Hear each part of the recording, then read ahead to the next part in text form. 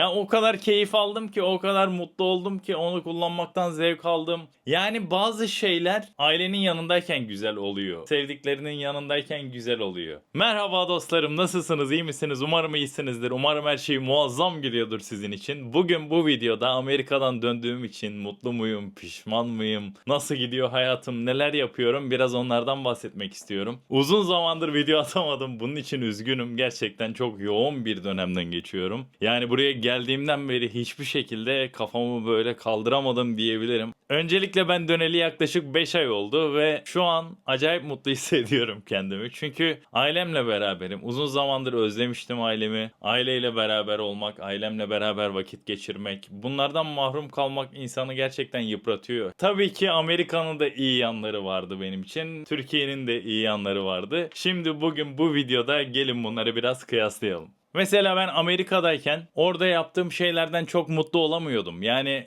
genel olarak böyle yediğim yemek bana güzel gelmiyordu. Gezdiğimde bana güzel gelmiyordu. Ne bileyim bir şeyler aldığımda onlar bana o kadar böyle değerli, güzel hissettirmiyordu. Buradaki o tadı vermiyordu. Bunun sebebini ben bir türlü böyle kendimde kavrayamıyordum ama sonrasında etraflıca düşününce bunun sebebinin aileyle beraber, sevdiklerinle beraber olmamaya bağladım bunu. Yani oradaki en sevdiğin dostlarını, en sevdiğin insanları burada geride bıraktığın için öyle olduğunu anladım ve dönme kararı aldım. Bunun altında başka sebepler de vardı. Örnek veriyorum, kapitalizm. Amerika'da çok fazla çalışma saatlerinin olması ve sürekli nasıl başarabilirim?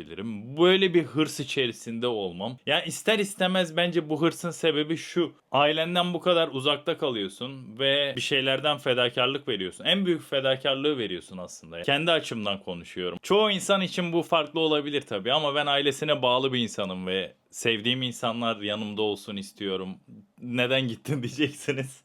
Gittik tabii ki. Bu bir macera. Maceraları seviyoruz. Güzel yerler, yeni kültürler, yeni dil. Yeni insanlar tanımak her zaman güzel bir tecrübe oldu. Hiç pişman değilim gittiğim için ama döndüğüm için de mutluyum açıkçası. Amerika'da istediğin şeye ulaşım gayet kolay oluyordu. Örnek veriyorum, bir araba almak istediğinde, bir teknolojik bir ürün çıktığında rahat bir şekilde gidip bunları taksitli bir şekilde veya başka bir şekilde alabiliyorsunuz. Ama şöyle bir durum var. Yani bilmiyorum, bunu sadece ben mi öyle hissettim veya bu tarz hissedenler varsa lütfen yorumlarda belirtin. Mesela aldığın bir telefon veya bir araba öyle buradaki gibi hissettirmiyordu. Bunun sebebini aslında ben kendimce şöyle bir kanaat getirdim, yani buna kanaat getirdim.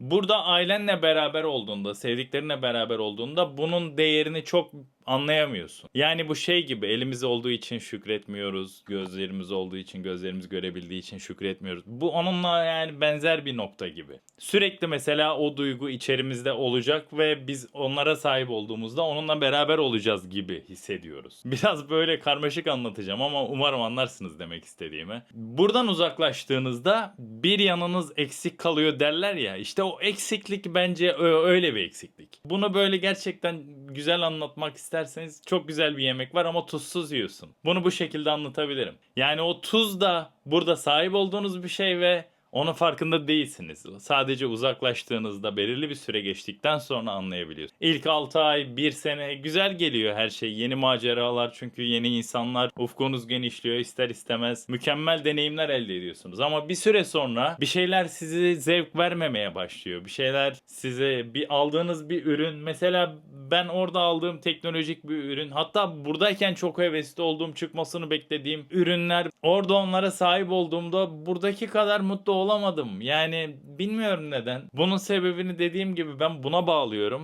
Bu tarz hissedenler varsa lütfen yorumlarda birleşelim, yani konuşalım bu mevzuyu. Örnek veriyorum, ben Apple Vision Pro gibi mesela teknolojilere çok meraklıyım ve onlara böyle denemeyi çok severim, işte kullanmak isterim falan.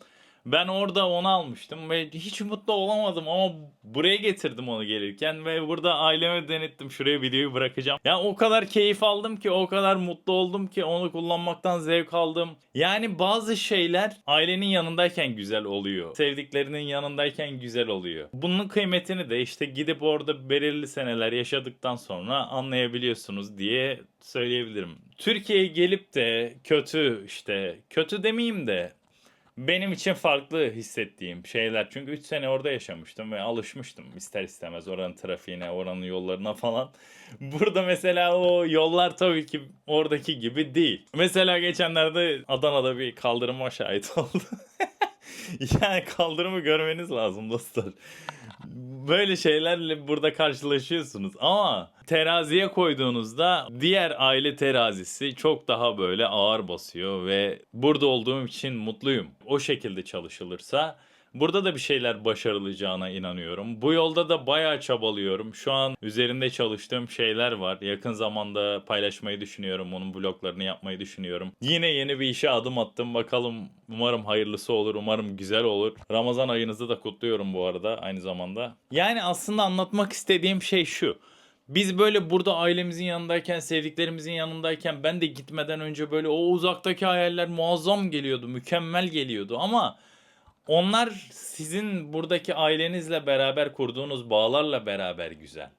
Yani oraya gittiğinizde o bağlar koptuğu için sizde aynı etkiyi, aynı duyguyu yaratmıyor. Ona farkına vardığınızda da böyle acı bir şekilde gitmiş oluyorsunuz ve o dönmeme psikolojisine giriyorsunuz. Yani ben bir yola girdim ve dönersem başarısız olurum gibi bir psikolojiye girdim belirli bir süre. Belirli bir süre de böyle geçti. Sonrasında o süreyi atlattıktan sonra işte ya dedim yeter artık ben döneceğim. Ya inanın burada Türkiye'ye döndükten sonra o kadar çok zamanım var ki. Yani bir şeyler yapmaya zamanınız oluyor, spor yapmaya zamanınız oluyor. Bu aralar YouTube yapamıyorum kusura bakmayın, dediğim gibi yazılım öğreniyorum. Çok yoğun bir tempo içerisindeyim. Bir bootcamp'e gidiyorum. Bakalım yani umarım güzel şeyler olur. Ama orada o zamanı bulamayıp burada o zamanı bulabilmek. Tabii ki fırsatlar orada biraz daha fazla olabilir. Ama burada da imkansız değil. Yani burada da başaran insanlar var. Burada da yapan insanlar var. Yani benim söylemek istediğim şu. Orada 16 saat çalışacağınızda mesela burada da 16 saat çalıştığında başarabileceğine inanıyorum. Bunu da yakın zamanda göreceğiz. YouTube videolarına devam edeceğim. Günlük vloglar çekeceğim. Neler yapıyorum, hayatımda neler değişiyor, ne gibi projelerim var, hepsinden bahsedeceğim. Ve başarıp başarmayacağıma da beraber göreceğiz yani. Umarım başarırım. Umarım istediklerimi elde ederim. Ve dediğim gibi yani bence çalışırsa insan doğru şeye, doğru zamanda, doğru yerde başarılı olmama ihtimali yok diye düşünüyorum. Başarısız olursunuz. Elbette olunur. Hayatta başarılarla dolu değildir. İnsanlar başarısız olur ama başarısızlıklarınızdan ders çıkardığımız sürece bence ilerlemeye devam edebiliriz ve en önemlisi pes etmediğimiz sürece, öğrenmeye açık olduğumuz sürece başaracağımıza inanıyorum. Amerika'da geçim sıkıntısı bayağı bir yüksek oluyor. Orada kazanmanız gereken, kendinizi idare etmeniz gereken para çok yükseklerde. Kiranız, işte araba taksidiniz veya işte yeme içme, orada dolar kazanıyorsunuz eyvallah ama yani yine giderleriniz çok yüksek oluyor. Ve siz bunun altında kalıyorsunuz. Yani bunu çıkarmak zorundasınız. İyi bir işiniz yoksa çok zorlanıyorsunuz açıkçası. Bir şeyler öğrenmek istiyorsanız, okula gitmek istiyorsanız, ne bileyim bootcamp'lere katılmak istiyorsanız bunu işle beraber ilerlettiğinizde ya iş aksıyor ya çalıştığınız şey aksıyor. Ben de bunu denedim ama olmadı. Bunu da istiyordum. Mesela hem aile faktörü hem bu faktör vardı. İkisi bir anda bende böyle baskı kurunca ben dedim ki en iyisi ben döneyim. Orada hayallerime ulaşmaya çalışayım. Projelerimi yapmaya çalışayım. Projelerimi gerçekleştirmeye çalışayım. Ve benim için önemli olan bir konuya daha değinmek istiyorum. Arkadaşlar geldim geleli ben 7 kilo aldım maalesef. Annemler gelir gelmez beni böyle bir ay yemek kampına soktular. Her türlü yemek yediler. Annem Antepli zaten benim yani. Biz Adanalıyız bir de. Bol bol yemek yedim. Çok çok çok güzel yemekler yedim. Şimdi canınız istemesin. Bunlar mesela o bizim küçüklüğümüzden beri yediğimiz yemeklere kavuşmak, onları sürekli her gün yiyebilmek. Ya ekmeğin tadını bile böyle İnsan özlüyor gerçekten. Şöyle bir çıkıp sokakta yürüdüğünüzde sağınızda solunuzda Türkçe konuşan insanlar, girdiğinizde markette böyle hal hatır sorabilmek güzel hissettiriyor insana. Bunları çok özlemiştim orada. Buraya geldim işte bunların özlemlerini gideriyorum. Güzel güzel sporumu yapıyorum. Şu aralar geri tekrar diyete girdim. Çünkü gerçekten Adana yemekleri bir gömülünce insan çıkamıyor. O taklıktan biraz yanaklarım da şişmiş olabilir. Şu an düzenli bir hayata geçiş yapmaya çalışıyorum tekrardan. Çünkü geldim böyle bir tatil modundaydım. Yani aynı zamanda çalışıyordum ama tabii gelir gelmez insan böyle bütün yemeklere saldırıyor. Her gün kebap yesi geliyor falan ama böyle de gitmiyor tabii ki.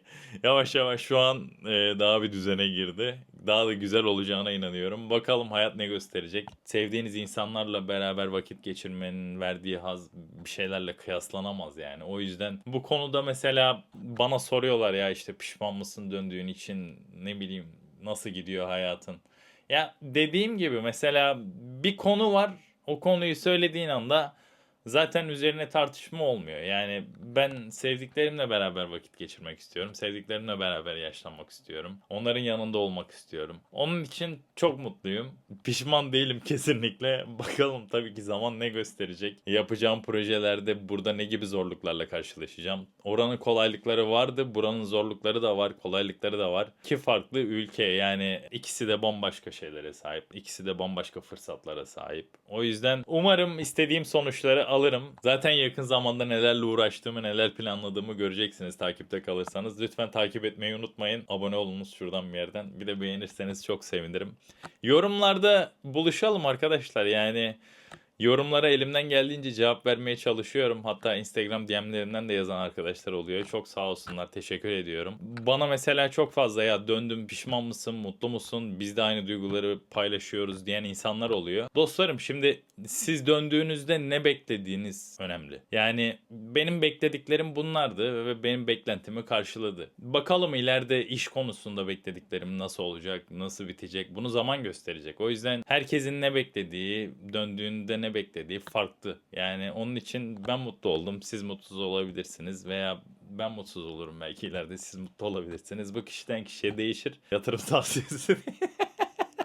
Videoyu izlediğiniz için çok teşekkür ederim. Dediğim gibi abone olursanız, destek olursanız beni motive etmiş olursunuz. Yorumlarda buluşalım arkadaşlar. Sevgiyle kalın. Kendinize çok dikkat edin. Seviliyorsunuz. Hoşça kalın. Görüşmek üzere.